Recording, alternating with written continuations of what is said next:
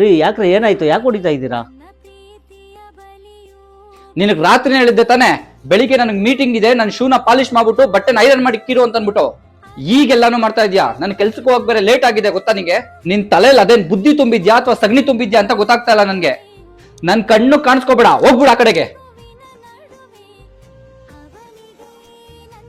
ರೀ, ನಿಮ್ ಜೊತೆ ಒಂದ್ ಸ್ವಲ್ಪ ಮಾತಾಡ್ಬೇಕಾಗಿತ್ತು ಕಣ್ರಿ. ಅದೇನಂತ ಹೇಳು.